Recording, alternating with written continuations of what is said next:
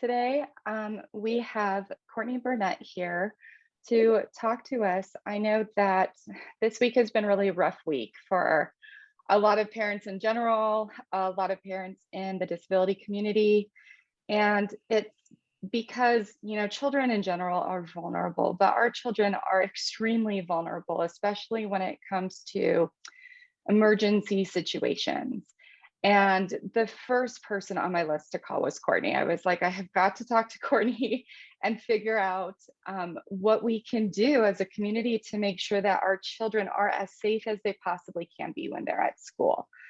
So, Courtney, for those of you who do not know Courtney Burnett, Courtney is a disability rights advocate.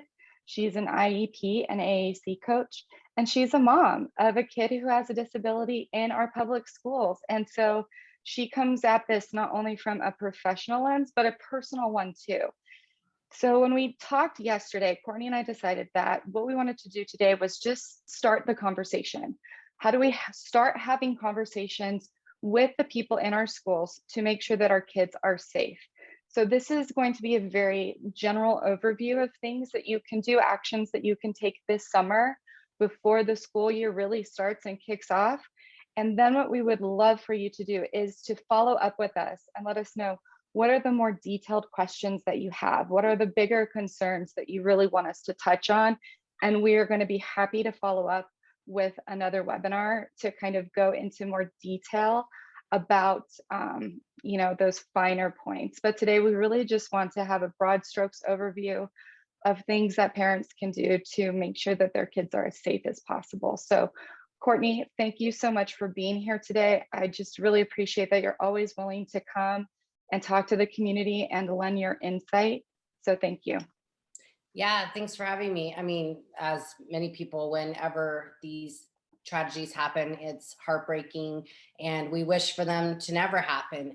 But unfortunately, they are happening. And whether it's the active shooter drills or having somebody on campus that's not supposed to be there, fire drills, other emergencies. So some of the things we need to prepare for are when we're sheltering in place. And then there's other things we're preparing for when we have to leave. And so that's what I want to talk about. And some of the things I've seen on social media was like, well, no one's going to look at the IEP safety plan when we're evacuating. Maybe not, but it's really about having those conversations with your team, whether that be your school principal, your school district, of course, your child's teacher. My child's in a self-contained class, so we generally have the same teacher for a couple years in a row, which is nice in some ways because they get to know my child really well. But let's say your child is part of the day in gen ed and going to resource room, and something that really hit me this time, having a fourth grader myself, was thinking about him walking back from speech therapy room. So I know when I worked as a speech therapist in this school district, we would have the students, sometimes if they were able, it was a good practice for them to walk themselves back to class. So that showed independence. But what hit me in my mama's heart was, would he know to go to the closest door or the closest room, or would he be focused on his classroom? And I believe he would be focused on his classroom. So things like that, it's having these uncomfortable conversations that we put out of our mind because they're hard to think about. And that's why we tend to not want to dig into it. But when we do, we can say, as part of these practice drills that I know my husband does as a teacher and are happening, is practicing and reminding these students of, go to the closest door, any adult's room, because I think their gut is going to say, I need to get back to my teacher. But that could leave them in a vulnerable situation. So really starting with asking your team, and we don't want to wait till an IEP meeting, I can tell you that. When school gets back in, we don't need a formal meeting to get some of the details. We might want to have a meeting to finalize stuff. But the first thing is finding out what exactly is your school's protocol. What does that look like? What things do they have in place? and what are the different scenarios. So I'm going to share a personal experience. And for my daughter, they had a fire drill. They do fire drills all the time, but this one was actually, there was a small fire. Something was happening in the school, and it caused my daughter's class to be, as well as the other students, out in the heat for an extended period of time. Her teacher at the time realized that some of the students in my daughter's class are medically fragile. They have all these different medical needs. Heat can lead to seizures. She realized in that moment, as much as she thought she was prepared, she realized she didn't have these to-go bags that she really needed with medication and different things that were in the room.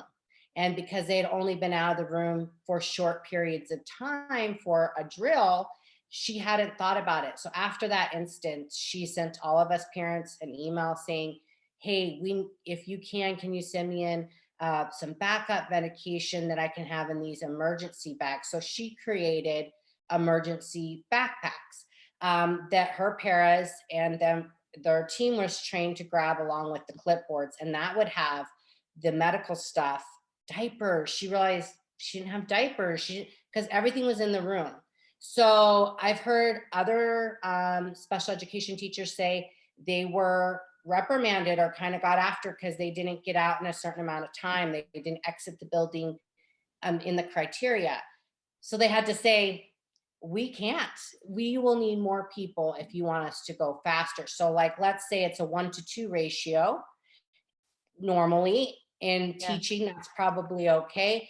So what they did also is assign the school nurse, assistant principal, a front office lady, whoever it was, they had an assignment that if the drill went off, if it was a fire drill and they needed to exit the building, they were to go to their room and assist. And then they were assigned students.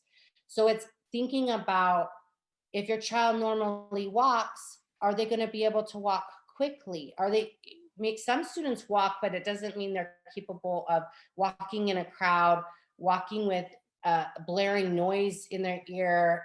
Maybe they need noise canceling headphones in that emergency backpack. And as a parent, we're going to know best what comfort items or additional things could be put in that backpack that even the best teacher in the world might not think of all of those things for every single student in their class. So those were things that I was thinking about, was and helping our teachers advocate, because sometimes they're trying to advocate and for the needs they have during these situations, and they're not being heard, so sometimes us asking the principal, hey, I wanted to sit down with you and discuss, are the students who are in special education participating in these different types of drills? I've heard that some students are not because they don't want to upset them. Oh, And wow. yeah, yeah. I was looking in all, when this topic started coming up, I started really leaning into the different messages or different posts on social media and reading some of the teachers' comments and different families' comments. And one mom said she came and noticed that the other students were participating in a drill and their students weren't, because they didn't want to upset them. But therefore, if they don't practice and if they don't get upset and their teacher doesn't get a chance to see where those gaps might be. And that's important to know. Like my daughter's teachers figuring out that they needed 2 to 3 additional adults because they had walkers and wheelchairs and gait trainers and all these different equipment needs. And they just, and then, as you get older, the kids they're anxious to get outdoors. They're moving, they're going. So thinking about those things. And then thinking about what other things might need to be in your student's classroom. And again, these are uncomfortable conversations. But one thing, again, in my daughter's class is the students in there generally do not understand danger or levels of situations. They make spontaneous sounds, gestures, movements. And so her teacher was constantly getting creative of, okay, what can we do? So they usually had like beanbag chairs and mats. And so they would also push those over there to be a noise counseling, anything that could go by the door there to keep the volume. And then generally they would just keep the students in whatever adaptive equipment they had and move them to a central area. Again, these are not by any stretch of the imagination, as a mom, as therapist, they're unpleasant to think about. And we don't want that our kids to ever, any student to ever be in that situation. But it has happened. And thinking about, is there a comfort item that your child likes, like a blanket, a weighted blanket? Maybe they have a favorite teddy bear. You could get a backup one. I call them a clone, that could be there. If there's a puzzle or something that they like that would keep them busy and kind of in a safe place, partnering with your educational team to really think about how can we make sure that they have these additional items in the classroom. And then thinking about talking with those students who are traveling back and forth, like I said at the beginning, of just really thinking about making sure they're really aware of what they should do when they're walking back from different therapies or interventions or something like that, where they might not have an adult right there with them. So really thinking about, here in Arizona, we used to have earthquake drills in Seattle where I lived, and you try your best. But one day I was out on the playground and I had 2-year-olds in the daycare setting. So there's 14 of them. My assistant was inside changing a diaper, and I was on the playground with 13 2-year-olds, and an earthquake happened. And I remember thinking, well, we didn't practice this scenario. Like I was just like freaking out because the power line was swaying and trying to figure out, okay, so I just started calling them over and trying to keep them and myself safe so that I could help them. So different types, tornadoes, if you live in I know we have people who might be outside of Arizona. So again, thinking about where are they going to go in the school? I know my friend has a tornado shelter in her garage. So do they have certain spots at the school? That's a scenario I'm not as familiar with because we don't have those here in Arizona. But if that's going to require moving class, knowing where to go, having visual supports for that, and bringing it up in a calm way to help the students really understand, like, this is where we go. If this sound comes, this is what we need to do. Find an adult to help you. Whatever, we're bringing that up just like we do when we're talking to our kids about strangers or not to leave us or whatever.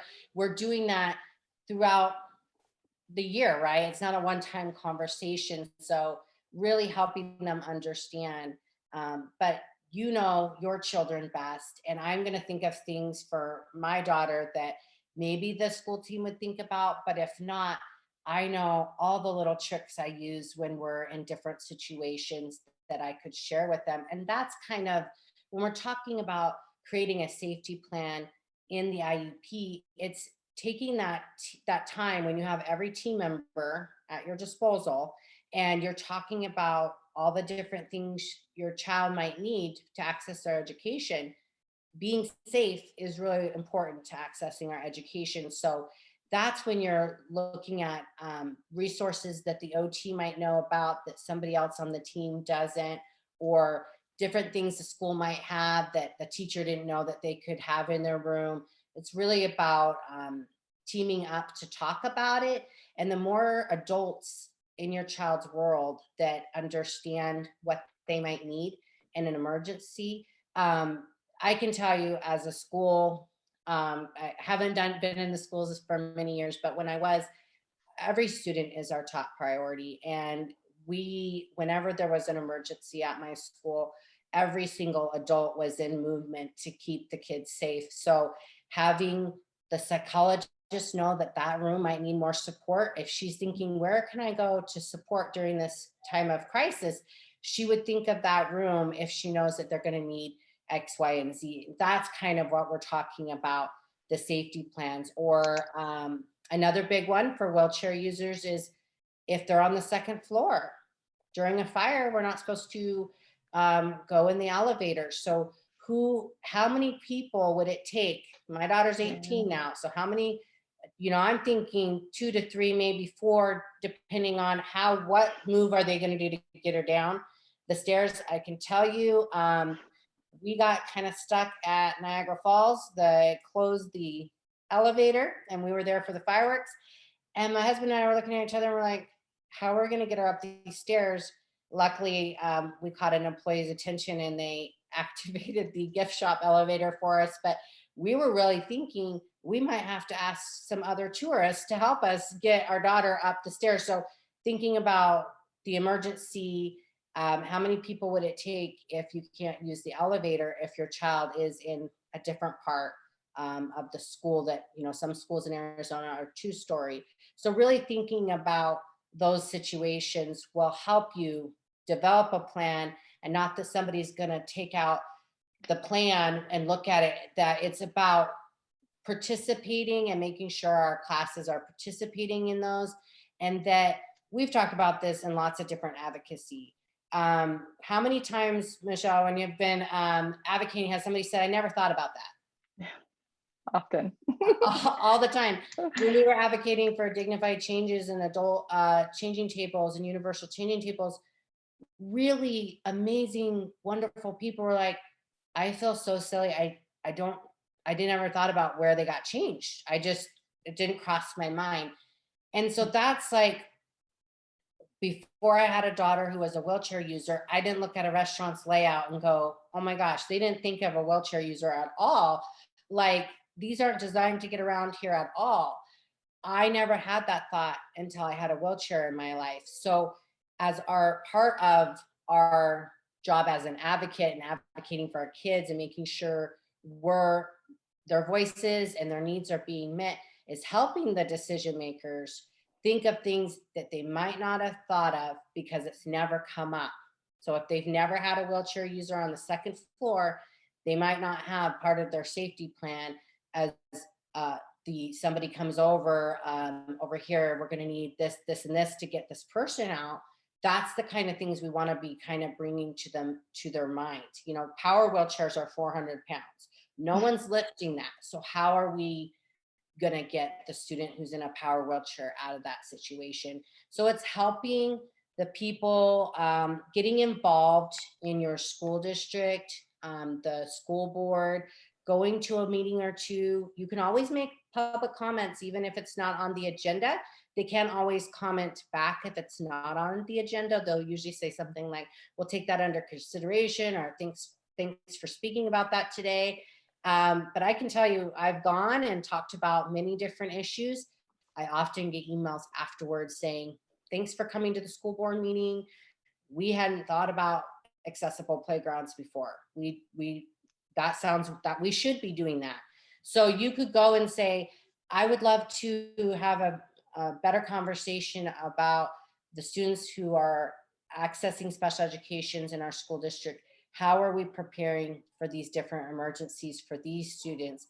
And what kind of additional supplies or needs do the schools have in order to keep those students safe and to be able to get them in or out of the situations they need? Like, so it's the shade if they're outside, the emergency medicine, the diapers, having the nurse near them when they're evacuating and monitoring. So it's those types of things. Those are all the things I was thinking about as we were leading up to today, and thinking about my own children and each of their unique needs, and helping them problem solve. So my son has different needs than my daughter. So, and as they get older, those needs change. And so I was struck with that as I was thinking about those things when I thought about my 2 different children's needs in those situations. One would be in a different situation than the other. One always has an adult with her, one doesn't. So those change that conversation quite a bit. And we want to give our kids independence, teach them self-help skills, have them walking. So we don't want to say they can never walk alone back from the resource room or the speech room, but we do need to equip them with, what do they do if they're walking back and an alarm goes off, making sure that we're practicing. So where do you go if you're coming back from so-and-so's room?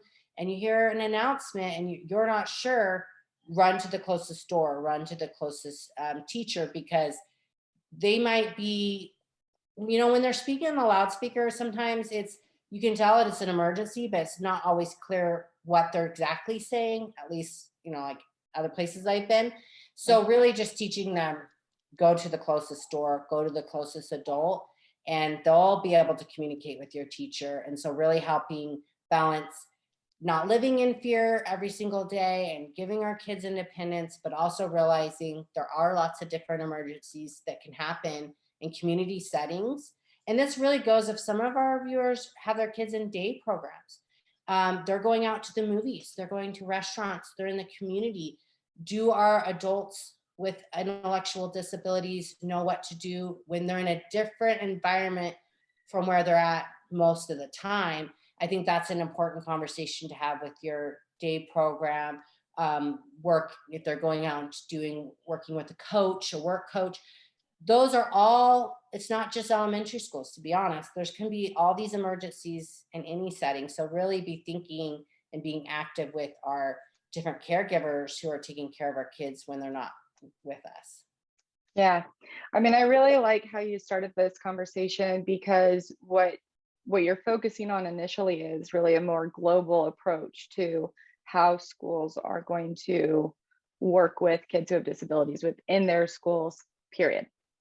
Not Yep. an individualized education plan, not specific to your child. It's just what is going to be the common response for this room. Like my kid is also in a self-contained classroom. So what is the protocol for the kids that are in the nonverbal autistic self-contained classroom? What are you going to do all the time? Because I think another thing that our community runs into is that we have an ever evolving door of paras, of one-on-ones, of teachers, of subs going in and out of our kids' classrooms. Like, it is prolific, right?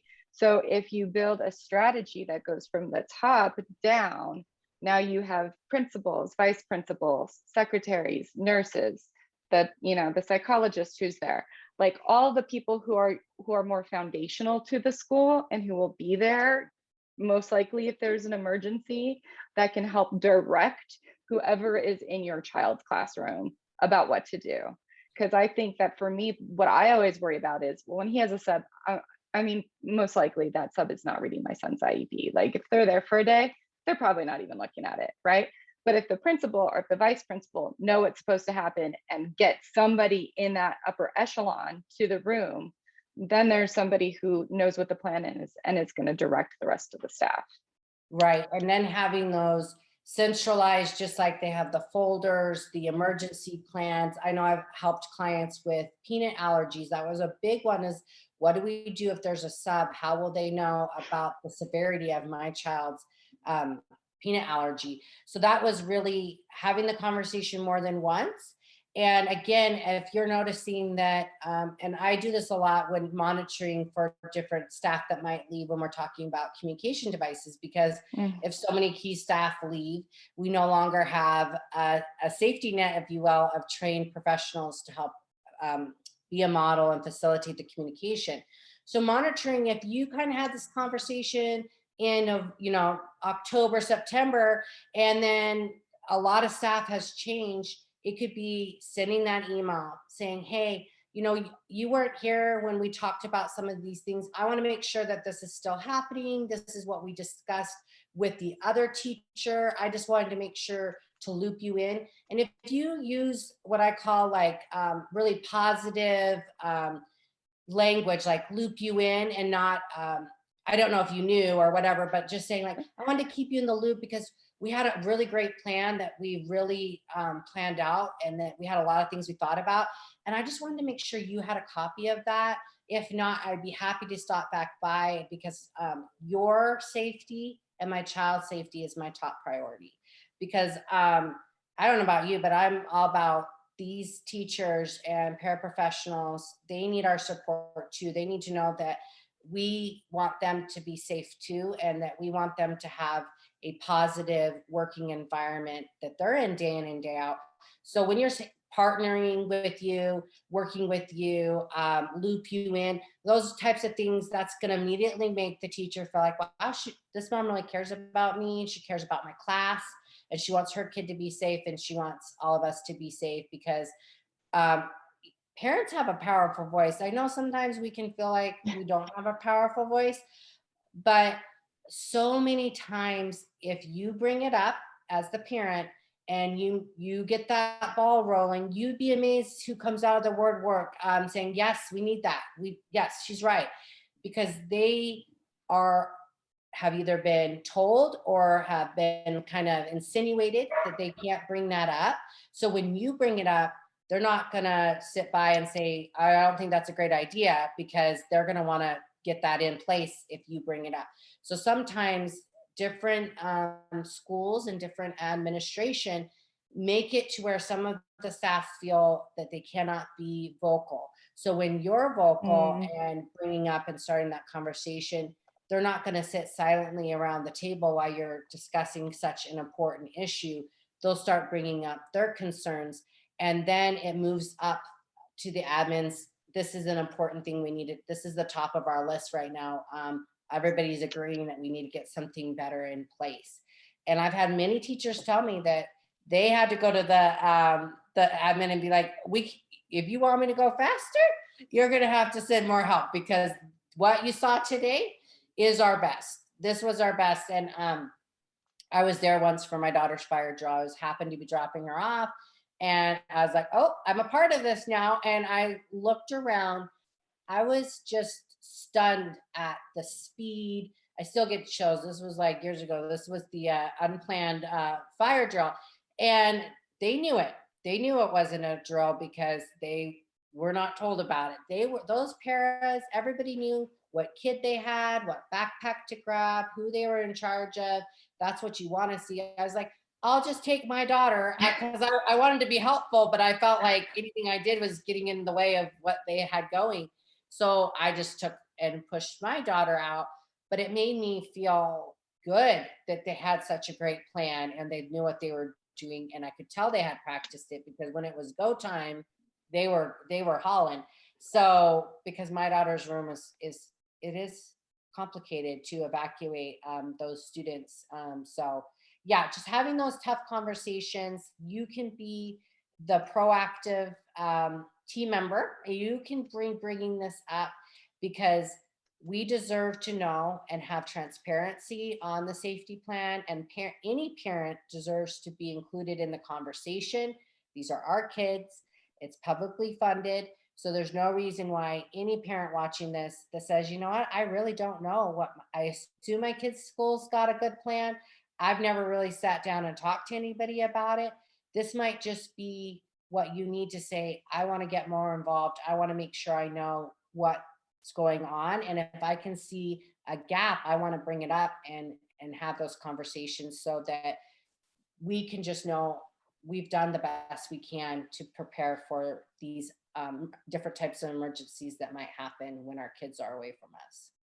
yeah, I think that that's really great. And I think, like you said, just starting the conversation and having the conversation, and even just asking, are kids taking part in these drills? I mean, that's Yeah. such an important point, because yes, our kids are going to struggle with them, but that is the point of a drill, right? Like the point of the drill is to struggle and to get better. So they should be involved and they should be doing it. If anyone should be doing it, it should be our kids. Right. And if we don't practice, that's the Yeah. whole point of why they practice.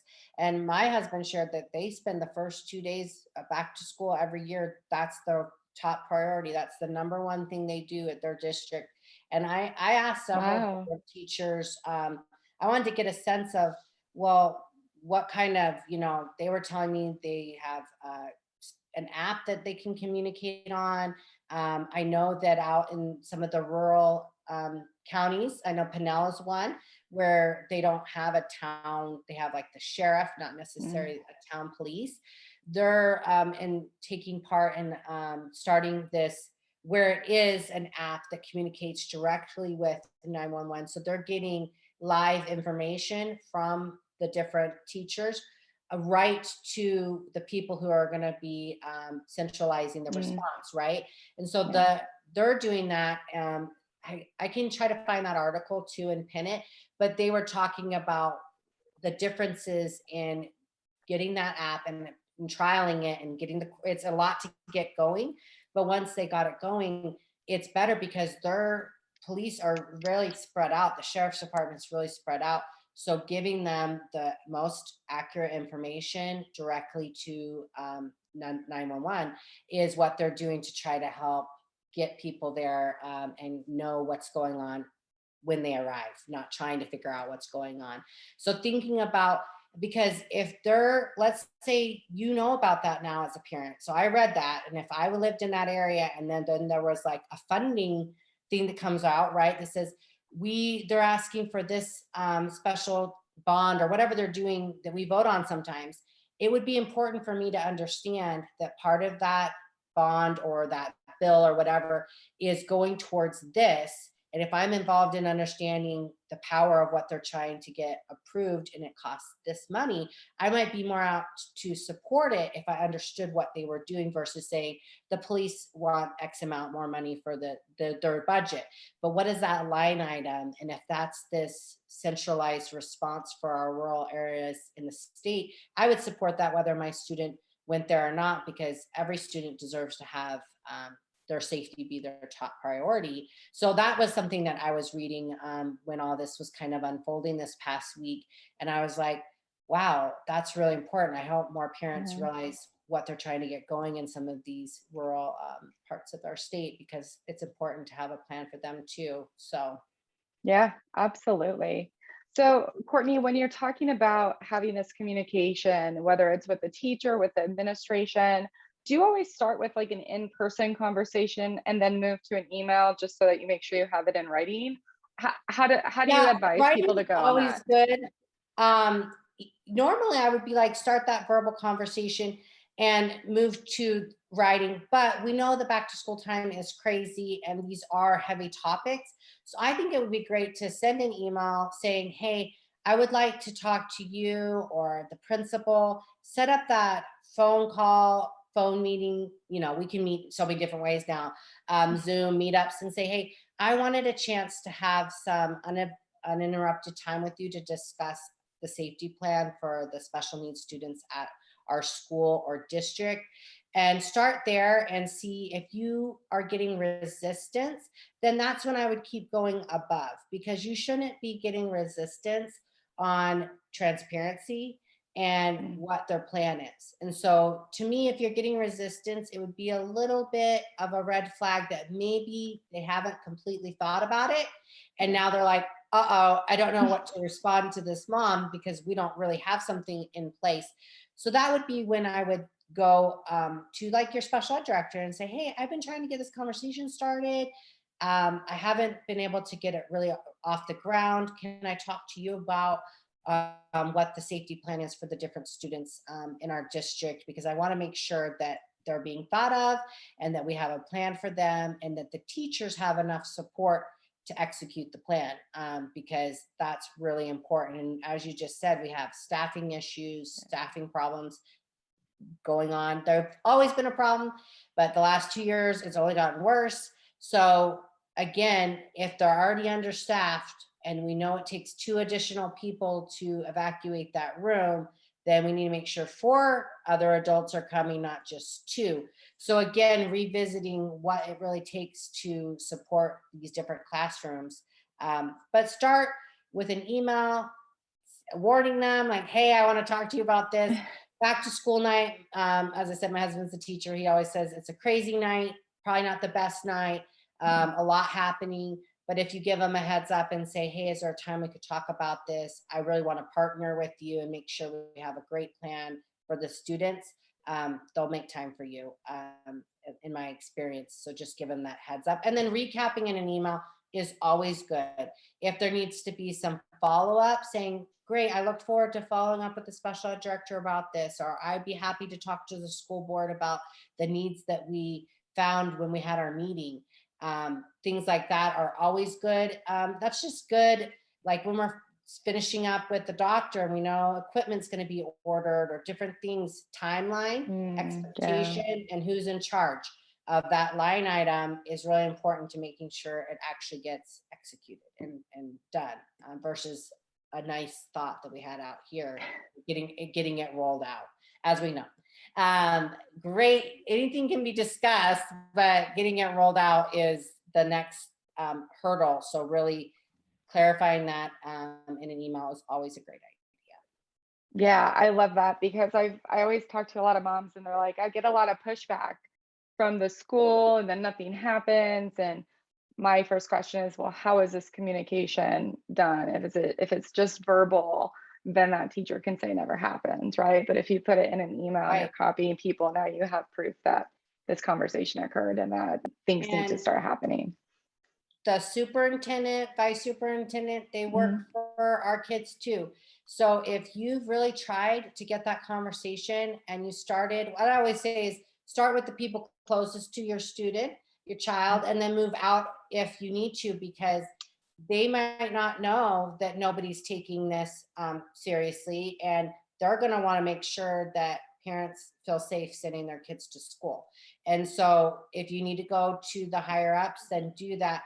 But I always say start with that central, because you're going to have the biggest impact in your kid's classroom, in their school building, but then working your way out if no one's paying attention or really putting that urgency that we're looking for as parents when it comes to our kids' safety. That's really important. Yeah. So, Courtney, do you know now, given what has happened in Texas, are schools working right now to look at their plans and reevaluate them, or do you think they're going to wait till closer to the school year? I would think that right Honestly, now they're probably like, I think that you know, anybody looking at what happened and looking at the things that were missed or things that happened that they weren't expecting to happen. And I feel for everybody involved because it happened very quickly, as it usually does. So I cannot imagine any school administrator, most of them work 10, 11 months and have 1 month off, 4 weeks off. I definitely think they're reviewing their plans, looking at the height of their fences, the different things that they might have, and be going back. And you certainly, I don't want to go on too much of a tangent there too, but now is a perfect time. Our legislators are mhm, still in office.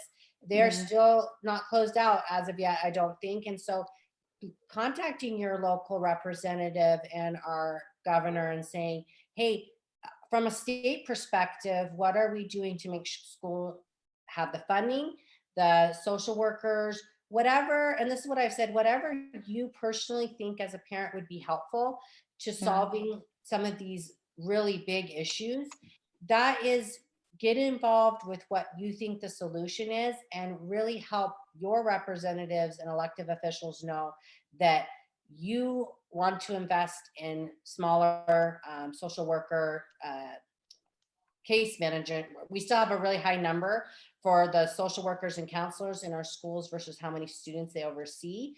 So mhm, if you feel that could really help keep your kids safe, then let them know. I want money invested in this. This is really important. I want to see a 5-year plan where we really push this through. So yes, we can do our school district, and that's important. But over the last 5 years, I really, as an adult, have come to realize that you, using your vote and talking and staying present in what's happening with funding and different bills, they listen. They look at the who's voting for and against it, because we can cast our vote on different things that are happening at the legislature. And if people need help understanding that, we can always meet back together and talk about that, how it works here in Arizona. But I have to tell you, before I got involved with the parent training program that we went through, I did not understand the power I had as a voter and staying involved on these different funding and bills that were happening in our state. So you can also take that approach. And again, I really urge people to, even though we get full of emotion and we want to scream and just yell about whatever it is, think about 3 core things that you really think could be a needle mover. move the needle. Nothing ever happens overnight. How can we be a needle mover? And put together a really great advocacy letter, note to your elected official explaining why you care about the issue, what you think could be done better, and what you're hoping that they'll prioritize for the end of this session and next session, because they really do listen and they'll partner with you. There's several different legislators that will allow you to help craft different bills that you think would be beneficial to your community.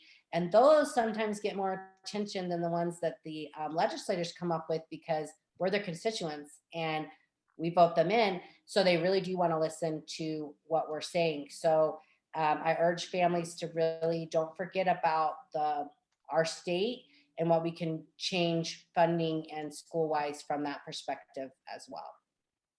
This is why I love meeting with Courtney. So we have calls to action at the legislative level, at the school level, administration, talking to your principals, making sure that you know your safety action plan for the school broadly, and then also for your teacher. Because it's so true. It's not, like you said, it's not a one solution is going to help fix this or ensure your kids' safety. It's multiple different solutions that are going to really make a bigger impact into making sure that our We kids know are as that. safe as possible. Yeah, and we know that as a parent, if we think about, if our kids are sick or they're having an issue, we don't generally just go to one person. We might partner with these different specialists to come together and we create a care plan. That's language our families can understand. So when we're thinking about this care plan for our students in education, we're looking at there is going to have to be a multiple agency approach to solving such a big issue, because there are lots of things that are feeding into that issue. And I think that when we step back from kind of being really strong in our different emotions and we try to pull back and look at what are the things feeding into this, I know I can find 3 or 4 things that would, I think, help. Nothing is just going to be a magic thing that happens overnight, but too often we let that deter us from trying. And when everybody does a small thing, when every mom, every dad does a small thing to try to move that needle, it's gonna become what they call a grassroots movement. And we've seen the power of that on many different bills. And it's because we came together and collectively we tried things, and individually, and we got the attention, and then it got momentum, and then we moved the needle a little bit on something. And so I think for too long I let that be. I can't change that. That's too big of an issue. And I let that stop me from speaking up and being involved. And I think that, I know we're tired, there's so many things we need to work, so many things, but one thing I've done is just carve out a little time, especially when they're in session. And I try to do it on Sunday afternoons. I look at what's happening and then I try to go on. So just think about, where could I find 15 to 20 minutes this week to write this email or do that, and be proud of yourself for taking whatever step that is, whether it's locally or at the legislative level, because you're going to know at the end of the day that you were trying and you did something to try to help your kids and your kids' friends. And so you can feel good about your part that you did to try to move the needle. And so I think that's really important when we feel overwhelmed at all the tasks that we have on our plate as parents, to just step back and say, what's one thing I can do on this week, and feel really good about the action you took on that one thing this week. Yeah. Yeah. No, I absolutely love that. So thank you, Courtney. I think that this was exactly what we were going for our first round. Just really broad strokes overview of what we can do on multiple levels, as always, to impact our student safety and their education, right? Because that's what this is all about. How can they be safe in that school setting? So for people who are watching the replay, if you have any follow-up questions, if you have any specific questions, if we get enough questions about a specific issue that we want to address, we'll come back and we'll address those. So we can do a whole nother webinar next time about being very IEP specific. And we can go into a couple of different things that are very specific to your child's IEP that you probably need to consider and have in there for next time. So Courtney, thank you so much for being here. I really appreciate it. Even you just talking again today made me think of so many things that I need to do to start this conversation with my kids' principal. So I appreciate you being here, and thank you so much. Absolutely. And I myself, some of the things I thought of to bring to this are things that I'm going to be talking to my children's school about when we go back here in the fall, because there was new things, like I said, as they're changing and doing this, there's new things that I'm like, oh, I don't know did they think about this, or should I bring it up? We won't know if they thought about it until we bring it up. So I appreciate you having me on. Of course, I'm a part of the Care for the Caregivers page, so I'll be monitoring the questions as well. And I put my email and website there in the chat box. So if people need it, they can reach out as well. So thank you for having me on, and just having these conversations right now and taking the time to watch this will help you feel empowered as a parent to take those initial steps in trying to be more prepared for our students' safety in different environments. So, Absolutely. Thank you so much, Courtney. all right, thank you.